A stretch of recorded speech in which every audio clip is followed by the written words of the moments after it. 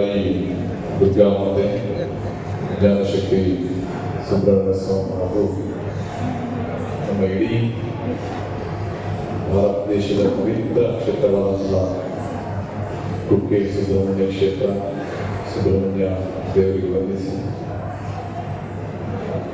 ಈ ಸ್ಥಳದಲ್ಲಿ ನಮಗೆ ಪ್ರತಿ ವರ್ಷವೂ ಸೇವೆ ಮಾಡಲಿಕ್ಕೆ ಅವಕಾಶ ಮಾಡಿಕೊಟ್ಟಿರುವ ದೇವಸ್ಥಾನದ ಆಡಳಿತ ಮಂಡಳಿ, ಅರ್ಚಕ ವರ್ಗ ಹಾಗೂ ಅದಕ್ಕೆ ಸಂಪೂರ್ಣವಾಗಿ ಪ್ರಾರ್ಥನೆಗಳು ದುಡಿತಾ ಇರುವಂತಹ ನಮ್ಮ ಪದ್ದಣ್ಣ, ಅಶ್ವಥ್ ಹಾಗೂ ಇಡೀ ನಮ್ಮ ಬಂಧುಗಳಿಗೆ ವಂದಿಸ್ತಾ ಇದ್ದೇನೆ.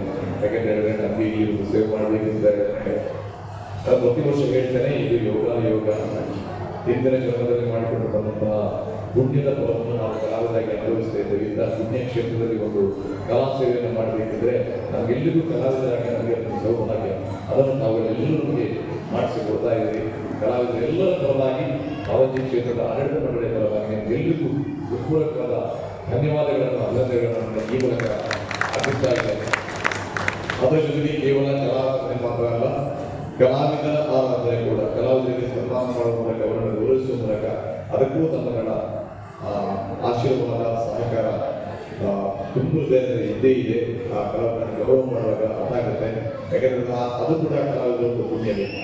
ಈ ಕ್ಷೇತ್ರದ ಸನ್ಮಾನ ಆಗುವುದು, ಅದಕ್ಕೂ ಮತ್ತೊಮ್ಮೆ ಅಭಿನಂದನೆ ಅರ್ಪಿಸಿ, ಇದಕ್ಕೆ ಪ್ರತ್ಯಕ್ಷವಾಗಿ ಪರೋಕ್ಷವಾಗಿ ಇಂತಹ ಕಾರ್ಯಕ್ರಮ ಆಗಬೇಕಿದ್ರೆ ಇದರ ಹಿಂದೆ ಎಷ್ಟು ದುಡಿಮೆ ಇದೆ ಅಂತ ಅದು ಮಾಡಿದವರಿಗೆ ಮಾತ್ರ ಗೊತ್ತಿದೆ.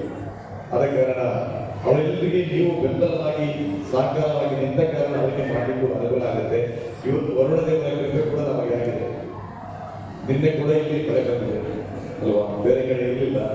ಆದರೆ ನಮಗೆ ಎಲ್ಲೂ ಯಕ್ಷಗಾನ ತೊಂದರೆ ಆಗಿಲ್ಲ. ಇವತ್ತು ಮಳೆ ಬಂದಿದೆ, ಯಾಕಂದ್ರೆ ಇಲ್ಲಿ ಯಕ್ಷಗಾನ ತೊಂದರೆ ಆಗಿಲ್ಲ ಅಂತ ವರುಣ ದೇವರಿಗೆ ಗೊತ್ತು. ಸುಬ್ರಹ್ಮಣ್ಯ ಅಂತ ಹೇಳಿದ್ರೆ ನೀರಿಗೆ ಅಧಿಪತಿ, ಸುಬ್ರಹ್ಮಣ್ಯನ ಅನುಗ್ರಹ ಆಗಿದೆ ಎಂಬುದಾಗಿ ನಮಗೆ ಅದರ ಅರ್ಥ ಎಂಬುದಾಗಿ ನಾನು ಭಾವಿಸ್ತೇನೆ. ನಿಮಗೆಲ್ಲರಿಗೂ ಸುಬ್ರಹ್ಮಣ್ಯ ಅನುಗ್ರಹ ಸಿಗಲಿ, ದುರ್ಗಾ ಮಾತೆಯ ಅನುಗ್ರಹ ಸಿಗಲಿ ಅಂತ ಹೇಳುತ್ತಾ ಮತ್ತೊಮ್ಮೆ ಮಗದೊಮ್ಮೆ ನಿಮಗೆಲ್ಲರಿಗೂ ವಂದಿಸಿ ಎರಡು ಮಾತನ್ನು ಸುಬ್ರಹ್ಮಣ್ಯನ ಪಾದಕ್ಕೆ ಅರ್ಪಣೆ ಮಾಡ್ತಾ